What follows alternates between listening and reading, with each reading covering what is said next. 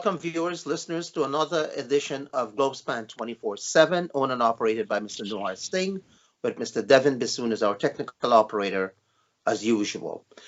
Tonight, we are discussing wealth distribution in Guyana with the question, is it skewed? Before we touch that topic, let me welcome viewers and listeners once again, and welcome the contributors to tonight's program. Mr. Ravindra Dev of Guyana, who is the former leader of ROAR.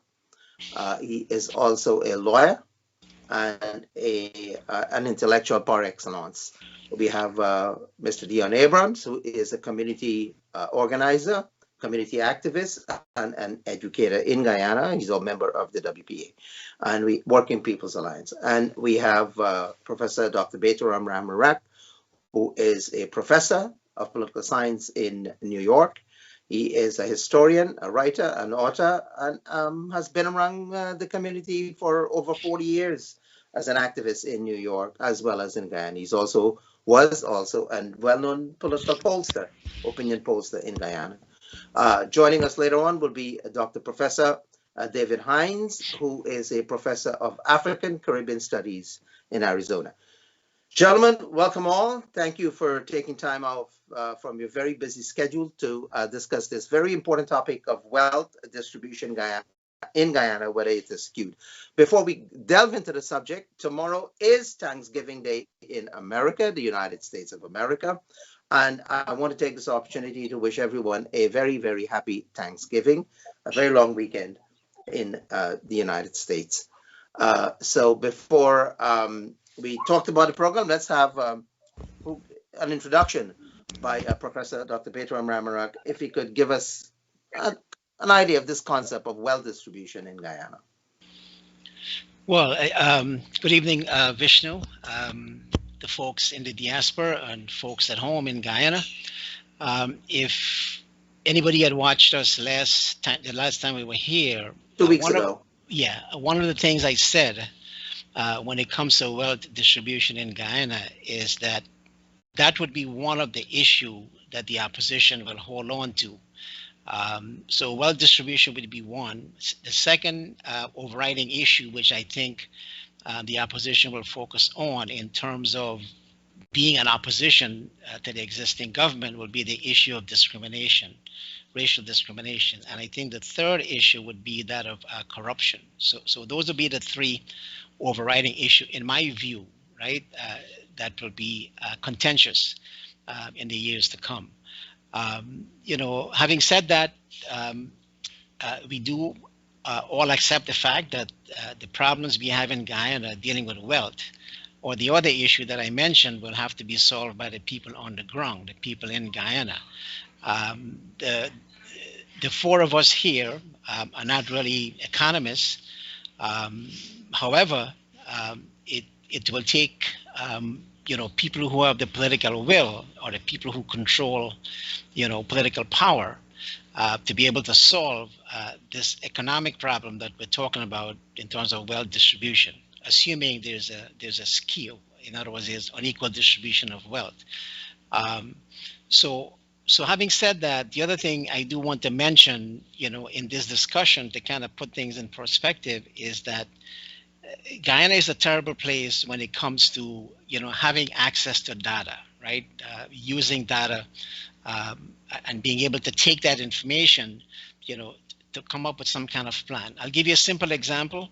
If I would like to set up, let's say a barber shop in a certain specific location, I can go to the U.S. Census website, and I can have a ton of information about the location, the people who live there, the income that they make, the ethnicity of those people, and so on. And I can build my, my business around that set of information. For instance, if there's a lot of young people, who would prefer to have haircuts, I know that's an area I wanted to look at.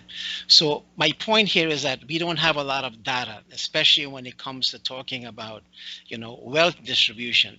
So let me say a few things when it comes to wealth distribution. I'm not an economist, as I said, but most economists will focus on, this whole concept of wealth Gini coefficient, which is a sort of a formula that they use to look at wealth distribution. The problem with that is that it gives you a number, right? When you massage the data and you put all of that information together. That we don't have anything like that in Guyana because, first to begin, the data is not there, right? That's one issue. And secondly, the data that you collect may be outdated. So I've gone to the World Bank website. I've looked at the information on Guyana regarding wealth distribution. So that information is not there. So I guess my point here is that when we talk about wealth distribution, you do want to have some kind of data. We can't just say things, off the top of our head. For instance, in the past, some folks have said Indians control 90%. Some people have jacked that up to 95%. I know David has said that African Americans control 10%. I don't know where that information is coming from. In a recent letter, Tacoma wrote that that percentage that Africans control is probably less than 10%. So, we can easily say this is fake news, but we do know that it's not built on data. So that is the dilemma, and that is the problem I think we have here tonight when we talk about wealth distribution. How do you measure it, and what is the data we're using? So I'm going to end by this other brief comment because I kind of want to put things in perspective. Most economists, and there are two of them that I've consulted on this issue, Taron Kemraj and another person by the name of Ramesh Ganpat, a Guyanese, both of them Guyanese, who has spent 30 years working with the UNDP. And they try to grapple with this situation or this concept of wealth distribution. So on the one hand, what I'm saying is we don't have the data. And even if the data exists, it may not be necessarily be reliable data. So then the question is, how do we measure? So from these folks, their advice is, well, we can look at a number of ways to measure, wealth and whether the wealth is actually skewed. Are we going to look at, for instance, where did Tacoma or David Hinds, who's not here, get his 10% from? Is that based on the number of vehicles that you see people who look like Indians and Africans driving around? Is it based on the information that they have in their bank account? We know that's not possible. Is it based on consumption? Is it based on how much land they own? Land is a common factor, right, to measure wealth. Problem in Guyana, 15% of the land is owned by the Amerindians. 2% of the land is owned by people. Much of the land in Guyana is owned by the government. So how do we use land as a measurement, right, to get a handle on this whole notion of wealth distribution? Do we look at income based on the level of education? It's possible to get that information. I don't know if it's available. You can probably get that by the census, which is being done this year. Or do we look at home ownership? Do we look at how many people have ownership of homes? If you're doing a census, for instance, you can probably gather that information, but I don't know if that's something that's readily available. So my bottom line is, and I know this is a monologue, where is that information coming from for us to be able to reliably measure wealth distribution before we can address the issue of unequal distribution of wealth? I will leave it at that. Anything to add, Deon Abrams?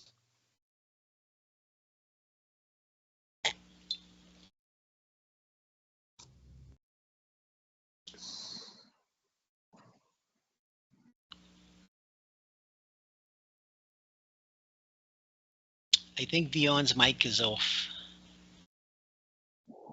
Yeah. Yes, I appreciate what Dr. Baytoram has said in terms of the unavailability of data and the questioning of where an empirical measure as 10% can come from. But apart from all the things that he has mentioned, I think a lot of people who raise questions about the possibility of the distribution of wealth in Guyana also take into consideration the visual aspects of what they see happening in the different communities. For instance, it is not unlikely to hear that people saying that when you traverse the country, along the coast, for instance, that you can tell the difference between an African community and an Indian community, not only from the building stock that is there, but also from the enterprises that you see, and you get a sense of exactly that, the difference that exists among the communities. If you go to the Amerindian areas, it's a different picture. All right, the absence of basic amenities, water, light, and even food. And then you consider the prices that they have to pay for things in places like Camarang, Paramacatai, and Waramadong, and so on. And you see the disparities there. The visible indications, I don't know if in his discussions with his learned colleagues, if those considerations were in any way factored. But I think it's one of the things that many people look at in Guyana, the ownership, you did mention that, you don't have information on who owns what land and all these things. And even though we have talked about and we've been pleading on programs like these for the information going to take place, whether the census will bring that out, we don't know. But still, I think a lot of what people say might or may be based upon the visual indications and their experiences as they move from community to community. Ravi Dev? I think we have, our two speakers that have preceded me have put some things on the table that they have been dealt with, and it is this, that first of all, we cannot conflate or confuse income with wealth. They are related, but they are not equivalent. Income is a stream.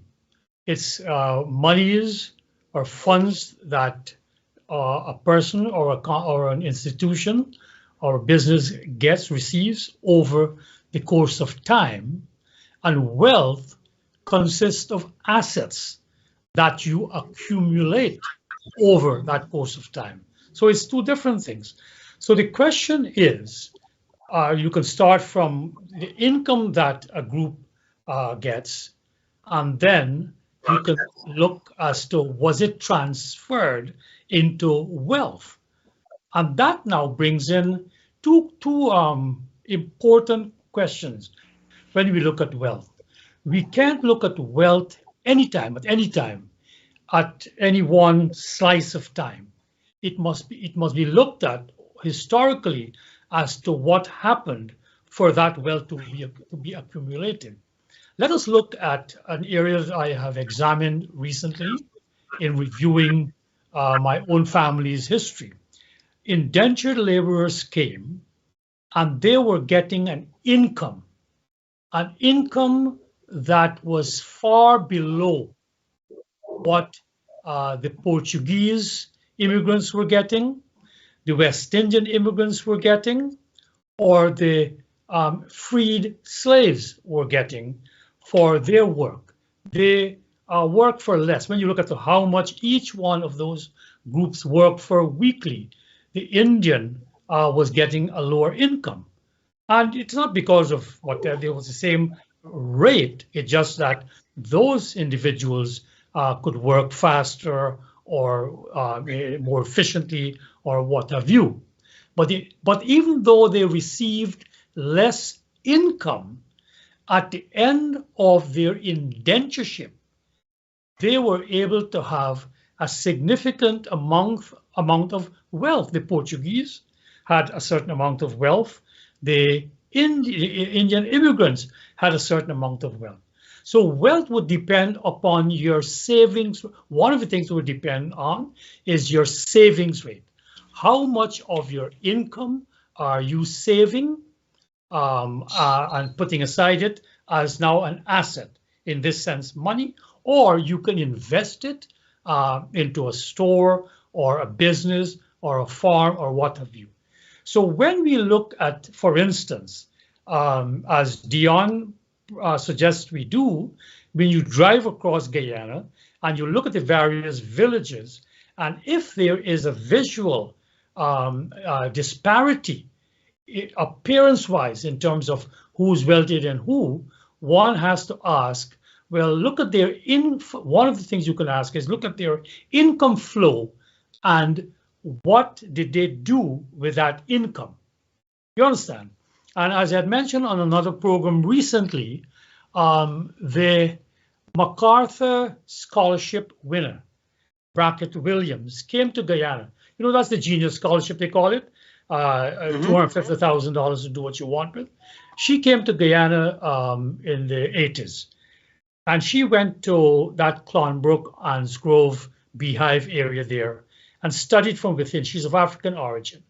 And she came to summarize the difference between the propensity to save and to accumulate and to get wealth based on the income you have in a saying that she found in the area. And the saying was this, that Africans, Guyanese said, that Indians live to work while Africans work to live. And in a sense, it's a philosophy of life which has a significant impact on what wealth you accumulate. So I think, therefore, that we have to not look at this matter in a simplistic manner, because if we are to, let me just say this and conclude my part of this presentation, if we are to go forward in Guyana, there has to be what you call less horizontal disparities in wealth. Horizontal disparities mean regionally, there could be disparities, ethnically, there can be disparities. And it is these kinds of disparities that cause conflict more than the vertical one, where you have class strata.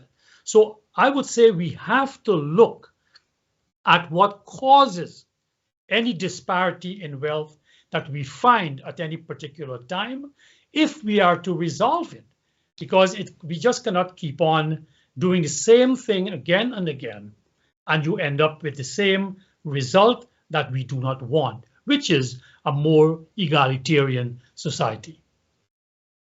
You agree with that, Deon? You have any questions on it?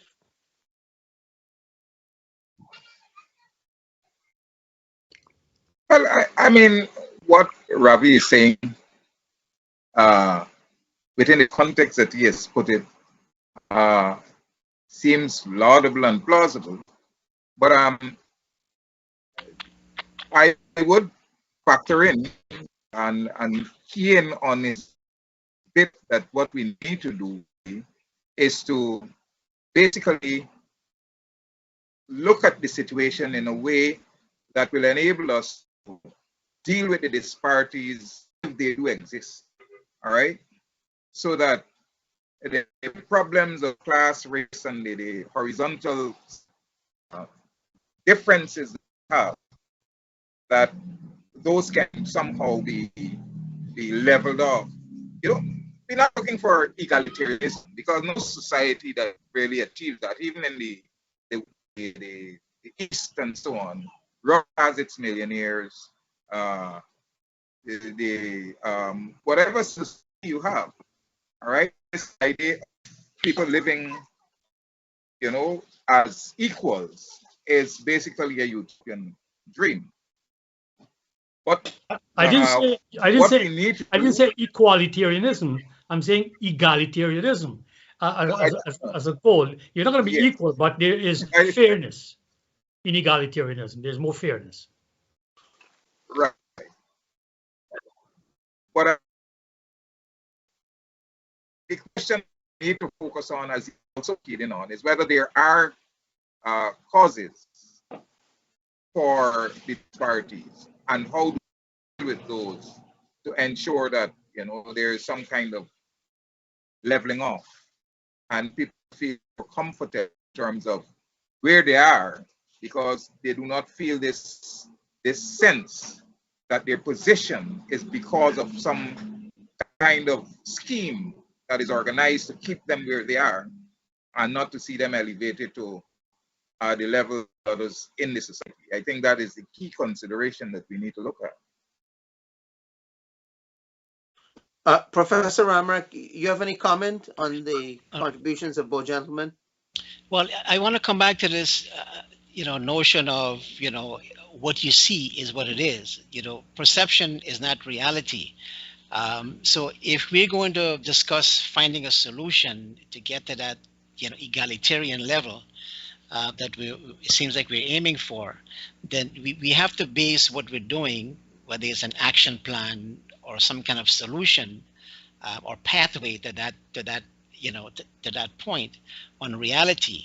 I'm a little concerned, when Deon says, well, if you actually, drive around and you look at community, so a lot of that is based on perception, and I think perception can be very dangerous. I remember 1997, this whole notion of saying that, well, Africans, are deprived because when you look at the data, for instance, that Clive Thomas used at that ACTA presentation he made, it turns out that the data was not really reliable. And secondly, when you make statements like, well, there's rampant discrimination and African Guyanese are feeling the brunt of it, you're now creating a situation where you have that perception of relative deprivation, and that can lead to a contentious problem.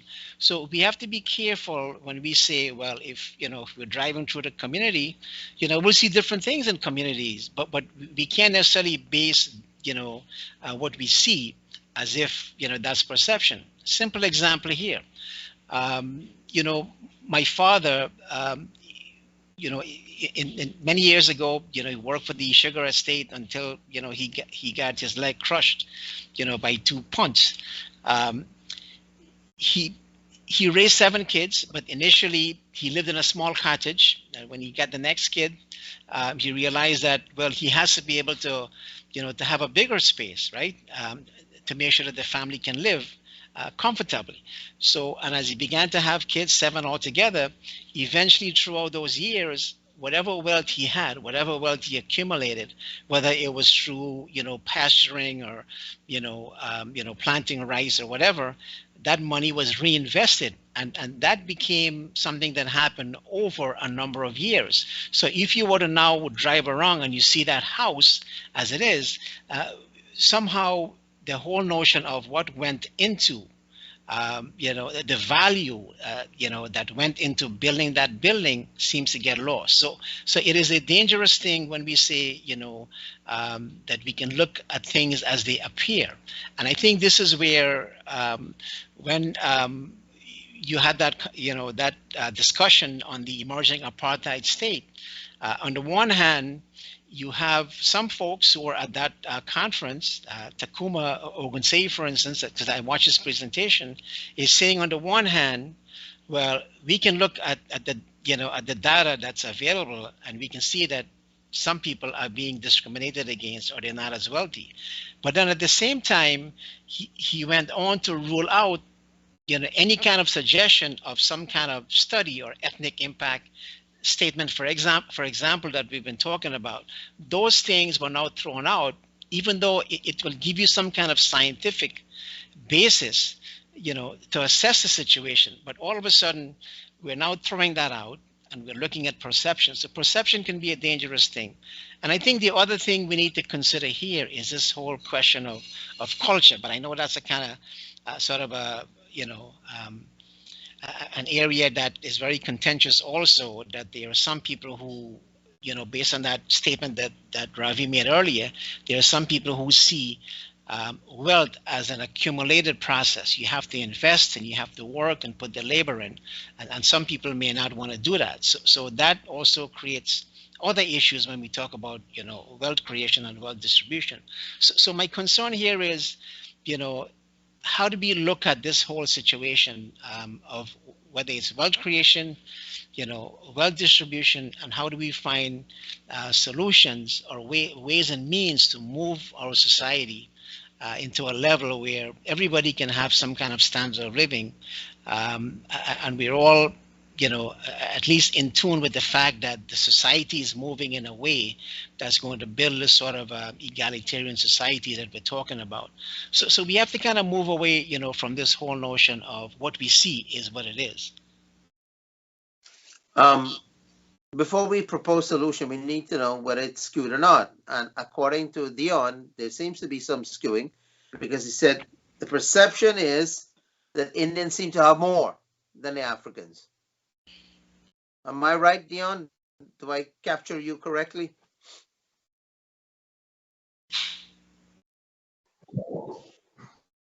You have captured me correctly. I did say that perception, but then when you look at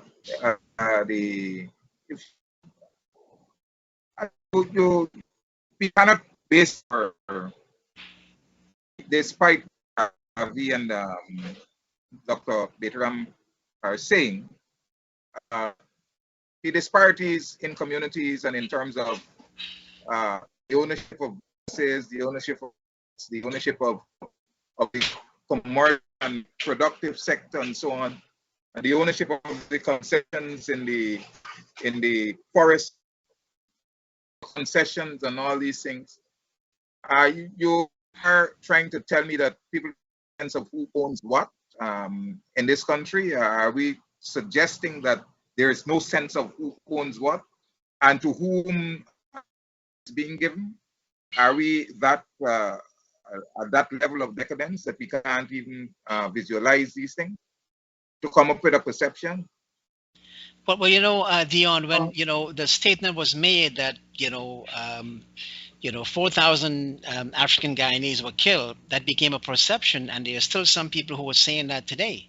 But then Stabrook News did the investigation and showed that that's not really true. That number was skewed. And secondly, there were a lot of Indians who were killed in the process in what Granger referred to as the Troubles. My simple point is that you can't make decision based on what is perception. I mean, yes, and I'll grant you this. There are many Indians, who are also part of the private sector, commission and so on. There are many of them who are wealthy, right? And the optics is there. If you're looking at the newspaper, you're seeing who the contracts are going to. Yes, that's a perception. But that is just a handful. And that is just a handful of Indians who may be able to accumulate that kind of wealth or be able to become wealthy from that. When you move out of Georgetown, you look at the people who live in poverty, and I'm not just talking about Indians. I'm talking about people in the hinterland, right? Somehow their voice are not in the picture. So we have to look at the picture in totality. And obviously, the wealth that handful, whether it's the Portuguese class or the Indian class in Georgetown, who may be becoming wealthy, you can't compare that number, right, to the large number of people, who live in rural poverty. And secondly, you can't compare that handful of wealthy folks who will be getting wealthy, compare them to the folks, the foreigners, and people coming from outside who have tremendous amount of wealth, right? And especially people who are connected to this, what they call the multiplier effect, people connected to the oil and gas industry. And I don't see that. And yes, the optics is there. When you look at the newspaper, you're seeing a lot of that. But again, we have to go beyond the perception and look at the totality of the problem. Well, Vishnu, I want to return to the point I made. We just can't skirt around it or minimize it, which is that wealth is the end result of a process. And you cannot, and there's an old saying that the Immanuel Kant said, that all ends are consummated means. So if you want to look at the end result, look at the means, look at what preceded it, if you want to change the ends. So we can't jump over that. So yeah, we can look in one slice of time, 2022, and we go through this country and we can maybe make a record that maybe the census will do as to who owns what. You know, we can look at house ownership as one measure of wealth. But the point is that what went into that. So in the absence of data, what policymakers can do is to look, for example, at some historical facts that are undisputed.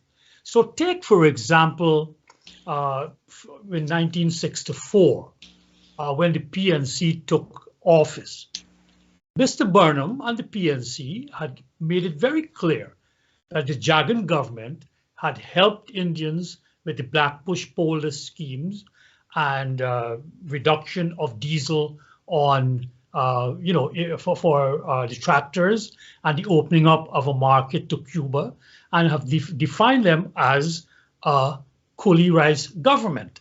And therefore, when they came into office, Mr. Burnham made a direct intervention in the rice industry. So, for example, in Black Bush Polder, he carved out a section which became known colloquially as Zambia. Zambia, right? Secondly, what Mr. Burnham did was to change the entire spending on agriculture and turned it upside down from 50% to 20% of the budget, meaning reduce it radically. And that 20% went into infrastructure.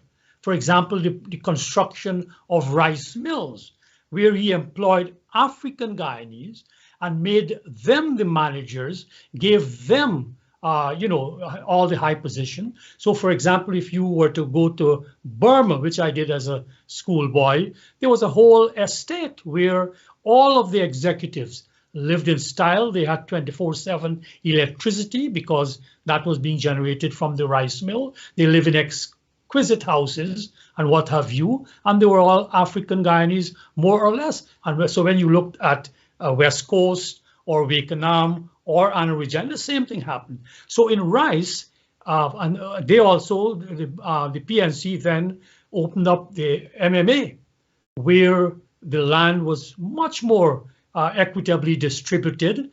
African farmers got a tremendous amount of rice land. But yet, when you come to 1992, where was all that wealth? Because we did do a household income and expenditure survey, and the two groups were almost the same. Mr. Burnham, in 1970, to control the small shopkeepers that were dominated by Indians, he brought out something called the External Trade Bureau, where all imports had to come through a particular ministry, and he formed something called KSI. Imagine that Knowledge Sharing Institute was selling foods. So, for example, Linden got about 5 KSIs, where Indian settlements wouldn't have any. So shopkeepers were reduced. Sugar, which had a windfall in 1974, prices went sky high 8 times. Mr. Burnham introduced a levy, scooped out all of those profits because people used to get profit sharing, right? I always talk about my dad buying their first 3-piece set with what we call the once for all. I took that away and plunged it into building about 36 corporations to assemble bicycles, ceramics, a whole set. And all those new corporations were run by African Guyanese. All of the economy was nationalized. Burnham boasted about 80% of the economy by government hands. And most of those executives were African Guyanese. So the income, I want to posit, and it's there, the records are there, all of that income was directed into the African Guyanese community. And the Indian Guyanese community were left out in the cold. In fact, when there were talks between Burnham and Jagan in 1977 about coming together after critical support was given, Jagan put as one of the 14 points that there was racial discrimination. And Burnham, of course, with a slight chuckle, said, hey, comrade, what's the socialist content of race? And Burnham said, but it's political, it's not racial. But the point is he conceded. And lastly, let's look at bauxite during that period that was nationalized. Bauxite workers always earned over 4 times the typical sugar worker. That's a fact, Jack. And so the question we have to ask, if all of that income flow for those years, 28 years, went into the African Guyanese pockets, why is it by 1992 you had the same amount of poverty practically between the two groups? You see, when we talk about it like that and an Indian says it, it looks as if we are pointing fingers, and we can't do that. I'm not saying it in a question of pointing fingers. We have to look, Mr. Hoyt, for example, in 1988, at the 150th anniversary of the abolition of slavery, he presented a paper called Beyond the Horizon. And his explanation was that African Guyanese do not plan for the future enough. They do not plan, they do not look beyond the horizon. And he asked that more of that ought to be done.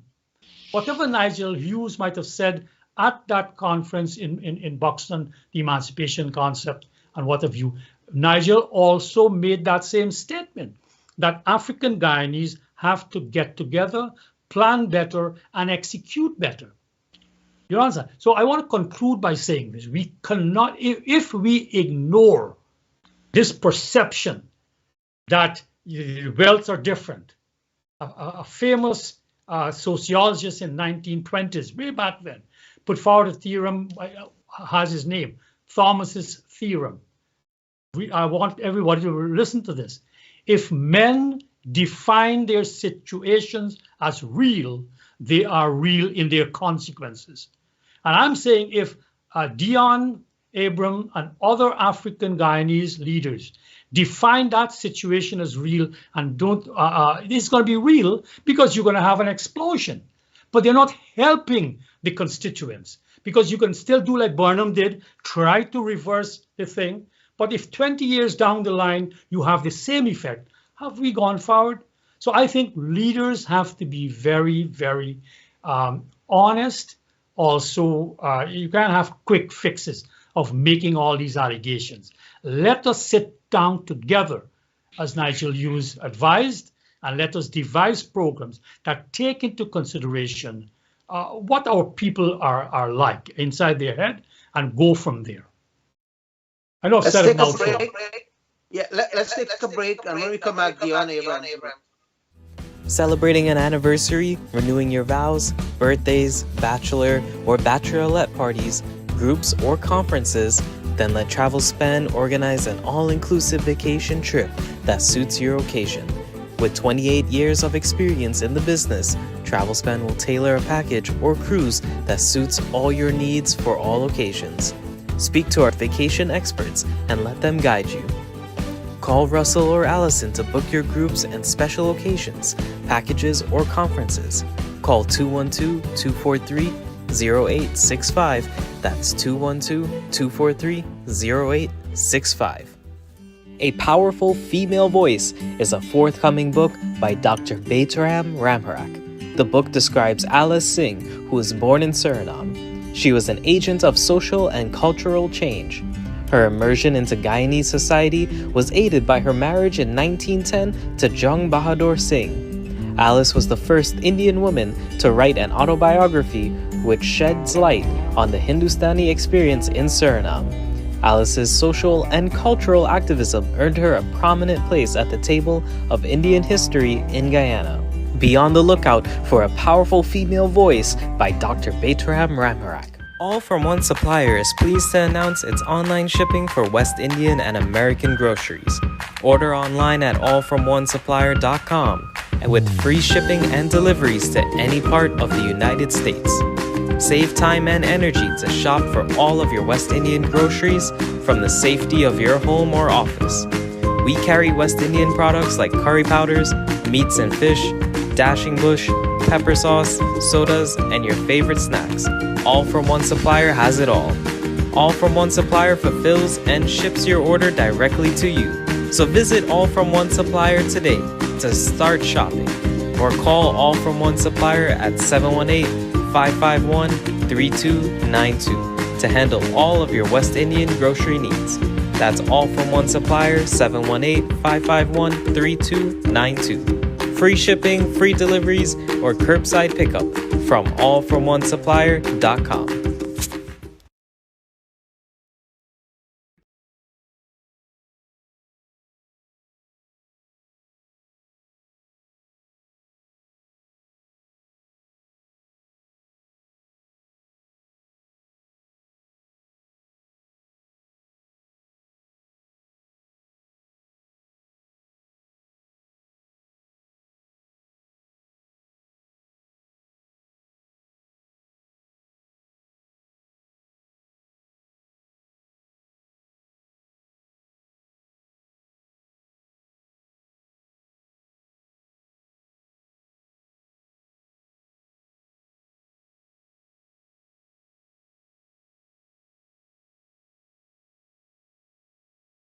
So, welcome back, All right. viewers, listeners, to Globespan 24x7, owned and operated by Mr. Nohar Singh. Devin Bissoon is our technical operator tonight. We are discussing distribution of wealth in Guyana, trying to answer the question of whether it is skewed and propose some solutions to the problem, if indeed it is a problem. With us tonight, discussing this topic is Mr. Ravindra Dev, Mr. Dr. Baytoram Ramharack, Mr. Deon Abrams. Professor David Hinds was supposed to join us, but he has been delayed. We hope he will get to us before the evening is over. Mr. Deon Abrams will now address some of the points Ravindra Dev made. Deon? Ravi is suggesting that, some kind of attempts were made by Burnham to reverse the 1963 period when the PPP was in power and so on, and that Africans were actually given opportunities to income and to generate that into wealth. I don't doubt that yes, but there are situations that be considered, because of course the Africans were also pioneers in terms of activities for income generation, of the gathering of wealth. I mean, you look historically, in the villages, for instance, you talk about wealth and the movement of Indians from, and Bisram also spoke about that, from small, possibly lodges to bigger buildings to accommodate their children and so on. If we use Buxton as an example, as a village that evolved out of slavery, and the argument that Africans really do not or are not people who put income into, move it toward Buxton, for instance, preceding up to the 1970s. The commercial sector, we had 11 bakeries in this village alone, run by black people. All right, I mean, the Portuguese would have had the rum shops and so on, and the selling of the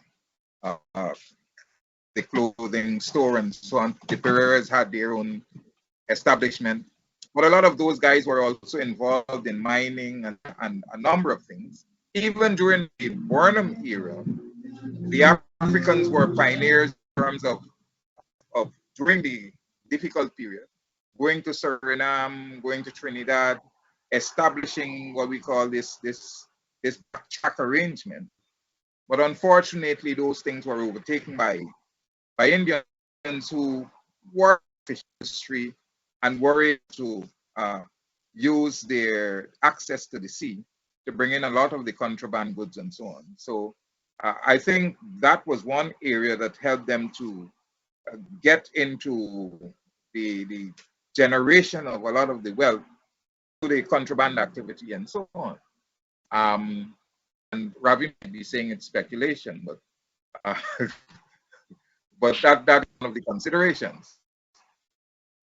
But Africans have accumulated wealth, and then you talk about from 1990, and we say that there's a period in which it seemed to have been a leveling off, where Indians and Africans, even though Africans, you were suggesting, should have been at a higher level based upon the fact that aside from all the other industries were giving them an income that should have been generated into wealth. What happened subsequent to that after 1992? And the way, because from what you were saying, Africans dominated the areas where the government would have been the major source of income. So these people who would have been part or entrenched in the public sector, as you seem to put it, transferred from 1990 to 2015. That would have led to this reversal and the transfer of wealth, of income, into a particular direction and the distribution of resources that would have led to the current condition.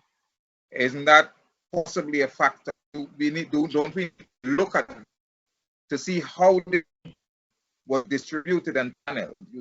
Professor Bisram talks about the giving of contracts. We know stories of people who are giving 4 trucks and all these things. People can tell you that businessmen some were actually, nurtured into becoming who they are today because of the way they were, they were given resources, given the amenities to get them to where they are.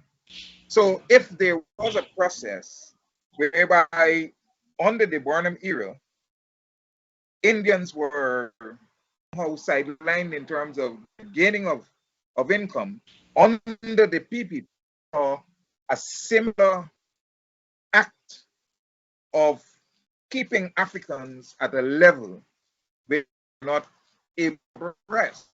And even this question of discussing how income is and how we should make ourselves better. While we are trying to do that, you still have a system that is towards encouraging us to engage in one thing of. I mean, the government facilitates and check the disparities that they've been bringing to the country. So are these big canals where people go and spend their monies? The banks are in to give Africans money to go. They're giving them loans, imagine that, to go to a fete so that they take monies, go fete themselves, and when they're done, they're out of pocket. They can't, this is institutionalized. And we cannot ignore these things when we talk about the reason for the current condition of the African in Guyana, right? If you check along the highway, all across the highway, how the lands have been distributed. And they continue the attempts even to take away the lands that are in possession of Africans, because a lot of the co-ops that were established have lands that are owned by them. And it's not once or twice that there have been attempts under Rui, they attempted to co-ops so that they could look at what has happened in Guyana Public Service. That in empowering Africa. And through the agents, who obviously are agents of the government, Trevor Ben and his team, it was gone out. the law took its course, and as soon as they mentioned that, the executive voted to get revoked, the Ministry of Human Services, they went in and they ensured that he was thrown out. The judge passed an edict that elections should be held on the same system that was used to elect the current executive should have been used to have a new executive installed. You haven't heard any comment from the Ministry of Social Protection, despite a flouting of the law. There is no effort to ensure that that process is taken through, so that the continued development of Africans through loans and so on by the credit union can continue. So the institution of government is integrally involved in keeping us where we are. We're given 8% this year.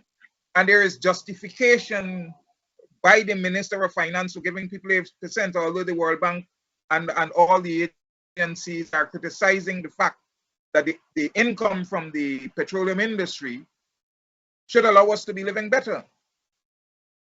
So we can look at things from all angles, and we will see that, the problem is the will of those who have the power in their hands to make a difference, whether they want to do that or not.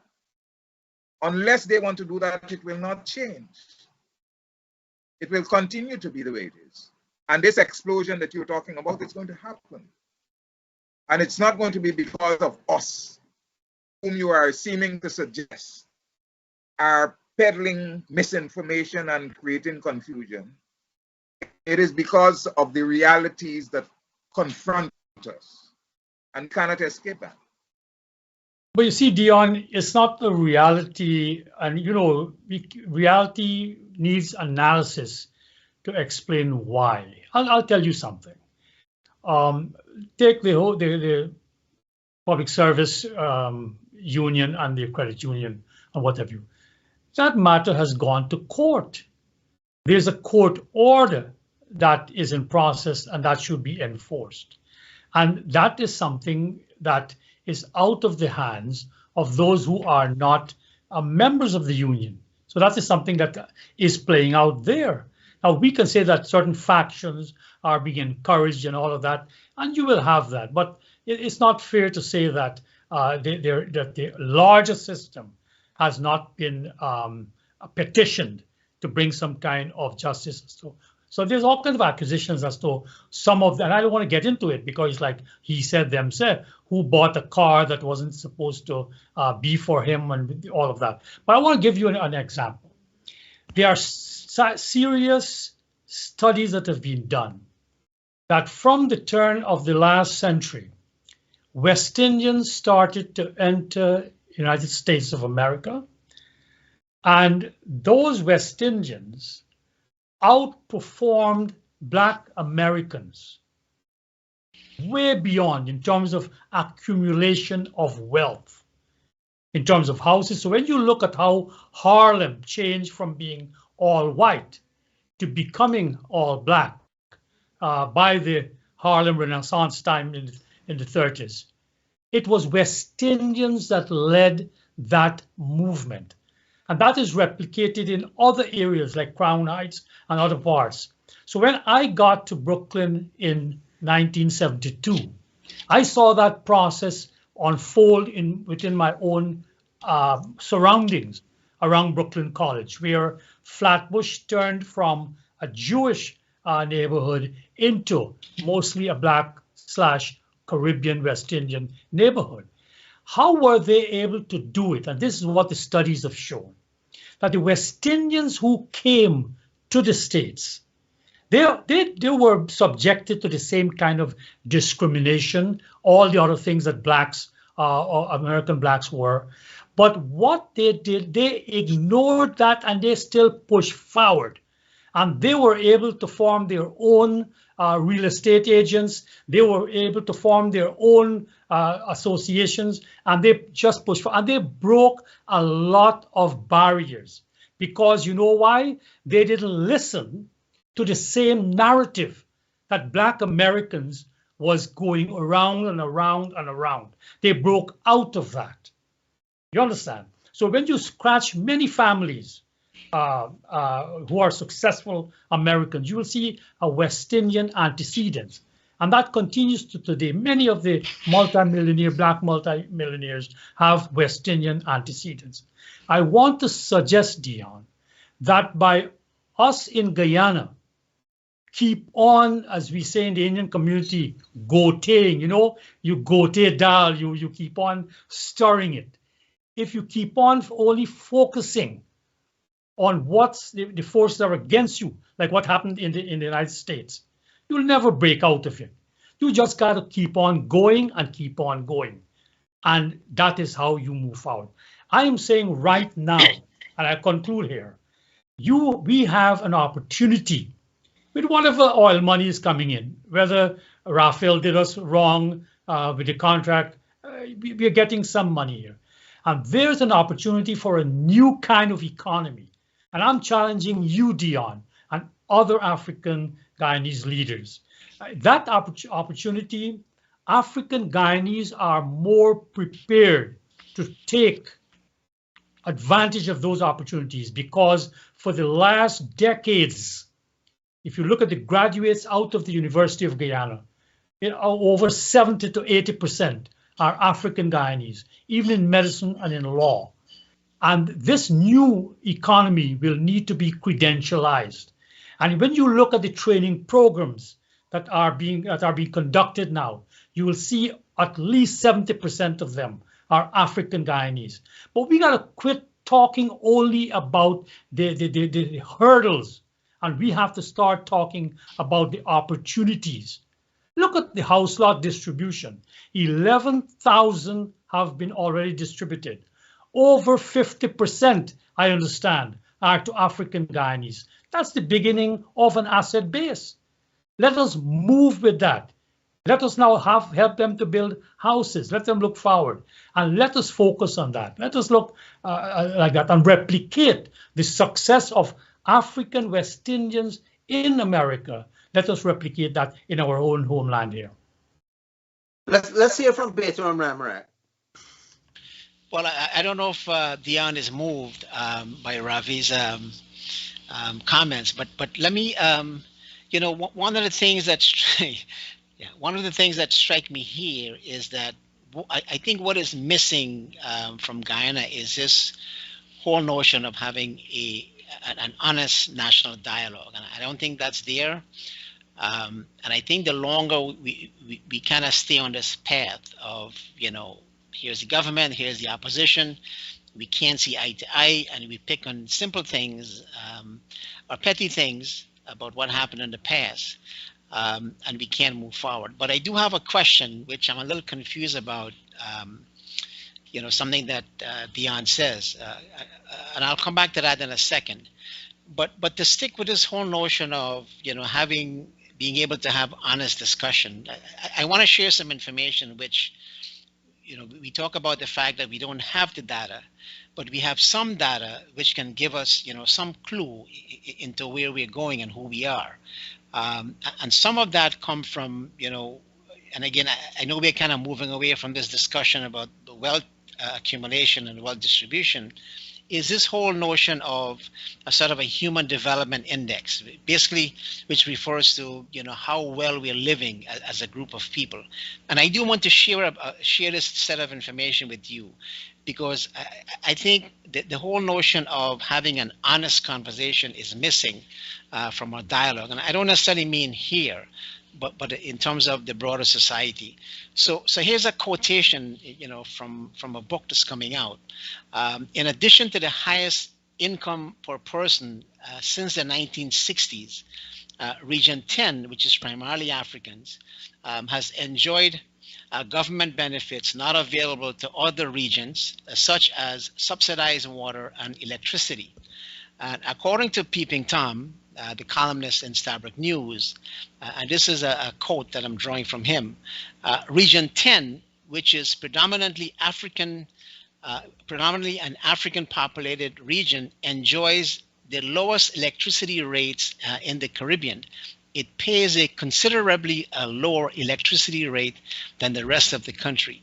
I'm bringing this out because I think to a certain extent this is based on fact, and we don't have this kind of a, when we talk about having an honest discussion, somehow we kind of lose sight about who we are and we tend to focus on the negative. Now, in terms of the Human Development Index now, in a study, again, this is based on UNDP study and available data, right? It's not perfect data, but available data. What Ramesh Gampat has shown is that when you look at Region 4 and Region 10, when you look at the income index, the education index, and the health index, which is really, the variables that go into producing what we call this Human Development Index.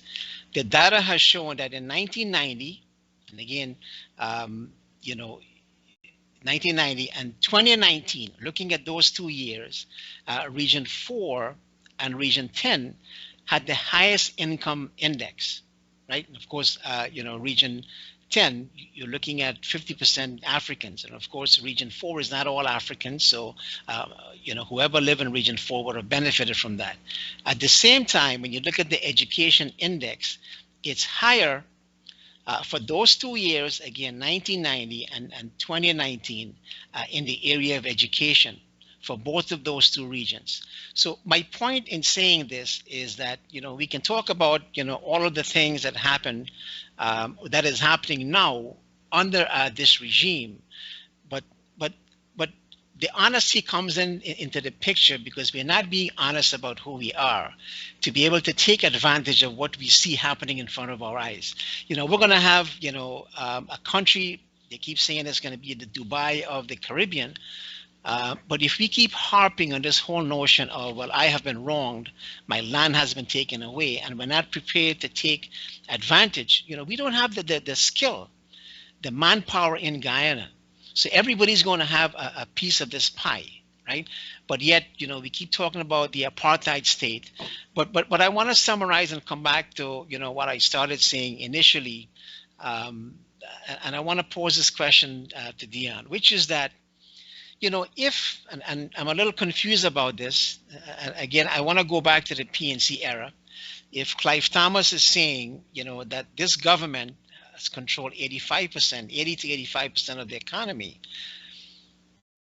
what went wrong during those years? I mean, this is a time when Indians were moving out of Guyana. They were coming into places like Richmond Hill, which was like a city of Detroit. It was shot down, like a bomb had been dropped in Detroit, but they were able to take that city within, a couple of decades, and they rebuilt that city into a very thriving community. The same thing that Africans have done in places like Brooklyn and so on. So my question is, what was the reason? Is it a cultural thing that you're indicating? I know you mentioned that, Indians were, in a sense, you give us the impression that they were nefarious. They were engaged in illegal activity, and that may have displaced some of the progress, that Africans were making under the Barnum regime. But I'm still at a loss to really understand, what the heck was the problem during the Barnum years when Indians were scattered. They were driven out from a place called, Wismar years ago. So what was the problem, or how do you really explain to me that Africans could not do well under the Barnum regime when they controlled so much of the economy? And other people, including Indians, did pretty well, even in Guyana while they were there, under that oppressive regime. I don't mean to put you on the spot, but No, you're not putting me on the spot. But what you're doing is trying to make it appear that under Barnum, that the victims were only Indians, and the rush out of Guyana was only an Indian problem. How is it that so many Africans ended up in Antigua, St. Lucia, Trinidad, Barbados under the Barnum? The push factor under the PPP regime for that period, not at one that affected or was dominated by any particular ethnic group. It was across the divide, and anybody who had did that. All right. So if you're going to give us the impression it was who were affected. That's not a true position at all, right? And same people you found in, how is it that so many Africans are still in Trinidad, are still in Barbados, and still in Antigua, St. Lucia, all right? All of those islands became populated with Africans. And under the PPP, the same thing happened. A lot of them also ran, all right? So I also under the PPP, I went to Barbados. We saw Indians there who, because of the pressures they were facing under the PPP, so things we cannot attribute it and make it seem so, it's clouded in any kind of, as you're trying to suggest, that I'm using some kind of clouded notion of things. But if you're going to be making that suggestion, then you can be accused of the same thing, all right? Once a country is experiencing difficulties in the area of the livelihoods of people, and it's affecting everybody, then everyone will run if they have the opportunity to. But I like what Ravi said in terms of the Harlem Renaissance and the Flatbush area and so on, because he uses a lot the data by Professor Thomas to suggest that under the PPP, even though we're suggesting that there were conditions that were debilitating and not favorable to Africans, that the data, even Professor Thomas admitted that Africans performed better during the period, can't remember the exact period, but that they performed better during the period under the PPP. I did ask him whether that performance was because of any intervention or program that can be attributed to the state, or whether the Africans performed in still. And I want to venture to argue that the debilitating conditions that Africans are those conditions that are driving them to understand better themselves and to focus inwards and to perform the way they are performing in education and in whatever other areas that they are. Because people are getting a better sense of where they are and a better understanding of how they are perceived and the machinations that are there to ensure that they do not move forward. And they are fighting against that and are using the means that are available to them to elevate themselves above what is taking place. And that is the reality, all right? So rather not making any point that is not evident in our society, you are supporting a position that is there. I don't know what you think. Well, you see, I think, without hoping I'm not being condescending, but Deon, you're missing the point that how West Indian blacks able to progress in America, as I said, I want to emphasize, those barriers were there. They don't disappear unless challenged, but they went ahead regardless, unlike how American blacks just kept focusing on those barriers.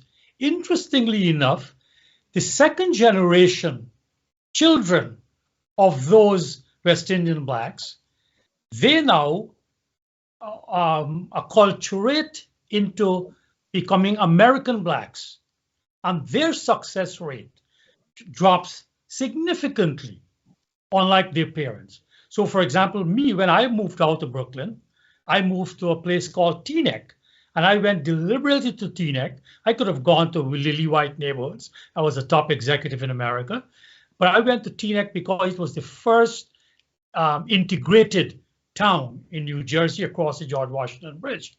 And when I got there were African Guyanese, Black Guyanese or West Indian blacks and American black Guyanese who had done well moved out of Harlem when they were living in Teaneck. Quite a lot. You know, some very famous names, some musicians from my time, you know, would have been living there. The point is, though, their children who went to school with my children in the Teaneck school system, you could see the differences in their approach to the challenges. I am submitting it to you, Deon, that I'm not going to tell you that those barriers in Guyana are not there, just like I will tell Indian Guyanese the barriers to their performing in these armed forces aren't there. But you got to move regardless of that if you want to move ahead. So right now, Indians tell me, well, police force ain't got no money. But I'm telling African Guyanese in Guyana, this new economy will, quote unquote, got money. And therefore, you got to plow ahead. Take, for example, lack of loans. There's a famous businessman who became very, very successful in Guyana. I don't want to put him on the spot and call his name, but he became very successful with some franchise eating places in the city center. But he then complained that the banks were not giving him loans to expand. And he eventually took a foreign partner who would probably become the majority partner in those businesses for expansion purposes. But he didn't show the ingenuity of what can be done in modern business. Unfortunately, he probably never went to business school nor got a financial advisor. He could have gone, issued an IPO, issued shares, did what Degar did in the 50s, and you could have expanded. And rather than give your business to some outsider to give you money, Guyanese could have invested. In fact, African Guyanese, I am sure would have think, because he was a very philanthropic chap. You all know him. The point I want to make is that we got to read this situation and take advantage of it. And I'm very sorry that David wasn't able to come on tonight for whatever reason, because of the discussion, he and I have been communicating. And the point I want to make, and I'll make it now for the public to hear and for you to hear, I like the African Guyanese community and the opposition leadership, which you're not representing, but I wanted them to know. When Walter came back, he offered a critique that just wasn't based on culturalism. And that's what I'm telling David. Just that black people are being put upon and all that. He had a deeper analysis that brought in the economic, but from a structural standpoint, his core, of course, was Marxism. I am positing that today, under a neoliberal regime, where in America, the top 60 persons own 20% of the wealth, more than the bottom 50%. It's happening for them, those quote unquote white people. You don't think that same neoliberal regime will cause the same inequalities in Guyana? But the point is, how come nobody's putting that? We are simply talking about black this and Indian that. We got to now include those structural factors that might be holding us back. I'll close at that point because I like you guys to make some comments, but I think we're out of time. We just have about 8 minutes, so let's have some summaries. Ramharack, Deon, and then Ravi.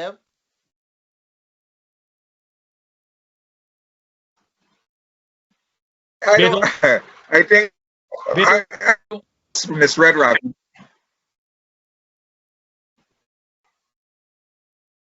Baytoram, your mic is off. You're still off. Yeah. Sorry, I have turkey on my mind. Tomorrow's Thanksgiving. Sorry. Deon, I didn't mean to put you on the spot, but there was a reason why I raised that issue, and we didn't really get a chance to really get into it. So maybe that may be something for another discussion. And it touches on this whole notion of culture and being able to get involved in business. And I think there's a connection there. There's a distinction, between how maybe Indians approach business and how Africans approach business. But there's a general concern in terms of the reason why I raised that, because I started out this discussion by saying that we're dealing with economic issues, but So we're dealing with economic issues, but the problem will have to be solved by politicians. It's not going to be solved on its own, right? So one of the concern that I want to touch on is this whole notion of how do we proceed from here in terms of ensuring that everybody gets a piece of the pie.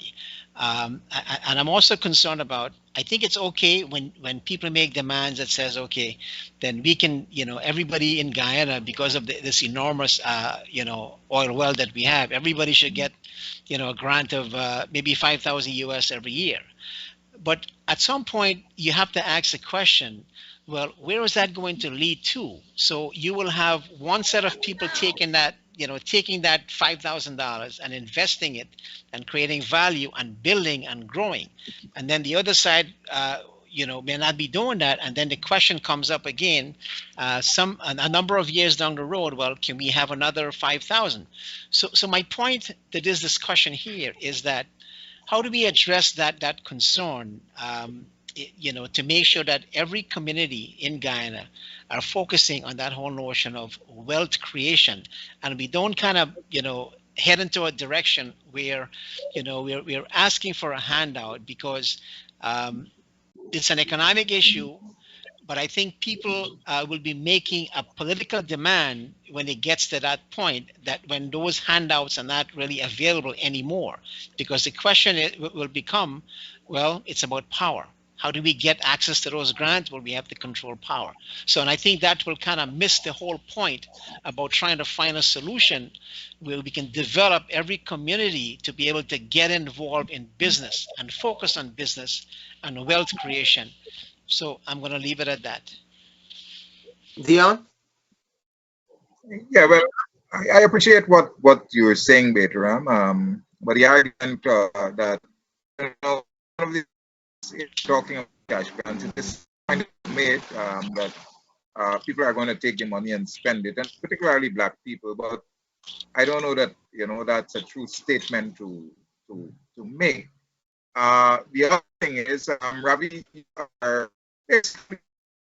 with me, I think you missed it when I said that just like the people in there are Guyanese now, this current generation of Africans who understand their position and are taking to correct that and to elevate themselves, even not through business, but they are doing it through their education and their other ways that are they are finding avenues to alleviate the conditions of poverty and so on. All right. Whether that is a process that will continue, and we hope it will, it will that. In spite of, because one of my mentors in education, when he asked me, he said, "Have you seen the result of the grade 6 examination?" I said, "I have it, but I looked at it very carefully. What did I tell you? Most of it. And that under the conditions of pressure that they're facing, and that the trajectory is one that will continue and possibly take us out of the doldrums." So, in light of what is happening, the progress that you talk about is something that's being made. Okay. Yeah. Some sociologists, I can't remember who it was. Go Can I ahead. give my concluding statement? Yeah, I was there, so the rain is beating down here, so that's why you're getting a few. Go ahead, Yeah, Ravi. let me just conclude by this. I'm very happy to hear what Deon said about young African Guyanese using their educational background to move into this new economy. And this is why, because I have two kids, let me just be personal here. I have two kids who both went to Queens, went through the whole school system here. And I'm very happy to say that most of, and it might sound like the cliche, but most of their friends out of Queens and continue to be are of African descent. You get me? And what I hear from them as to what their friends are doing is exactly what Deon says is happening. And I'm so happy that it's wider than just their circle of friends, which is that they're taking advantage. And they meet, they went to 2 weddings recently, and they meet and they talk as to what they're doing. And I think, therefore, Deon, I want to come back to it, not to put you on the spot, but this is where I'm saying that we cannot just keep on emphasizing the negatives. Because just like how those African Americans were discouraged by saying it can't be done, and the new generation of West Indian blacks fell into that, we can't let that happen to this generation. The sky is the limit. And I'll end completely with something that Takuma said in a letter he responded to me in the press, which is that if we don't quit this sniping at each other and saying things can't be done, you will have a whole set of newcomers of a different coloration from you and I who will take over this country, and we will be left looking into the windows out there. This anecdote I've told several people. I'm sitting in the Marriott with my kids, and across from the tables that are joined is some people from Exxon, obviously from Texas with their Texas twang. And they looked across and they asked, one asked the other, do those people understand English? And in the manner in which they asked that question, didn't see the irony of being in my country to inquire whether I could even speak the English language. You understand? So that is what that attitude of people will come in. They'll exploit our divisions and take over. It's going to happen, as Beto said, we don't have enough of the skills right now, and they're starting to come in. So we better start encouraging our young people to grow. And as Jesse used to have a statement when I was in the States, he had a slogan, run, Jesse, run. I would say we have to tell our young people, go, young people, go, rather than telling them all these negatives. The negatives are there, but they can overcome it, and we shall overcome.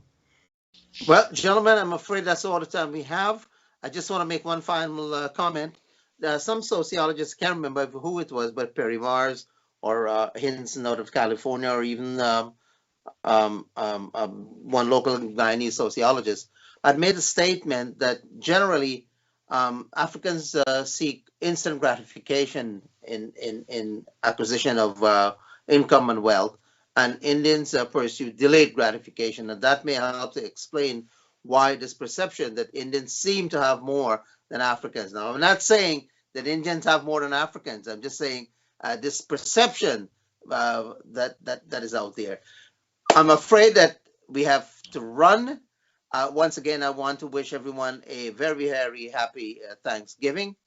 Do enjoy your turkey, duck, and whatever else that you do enjoy on Thanksgiving Day. Well, in Guyana, we have, Deon and I will be eating our green mango. That's all we got. Yeah. People Guyanese. Yeah. Right, Deon? Send some bucks and spice for me, boy. Well, I love mango myself. Well, for those who will be eating turkey, you know what they say. You are what you eat. I'll leave it at that. Good night, gentlemen. Good night, gentlemen. Good night, guys. Thanks for watching. I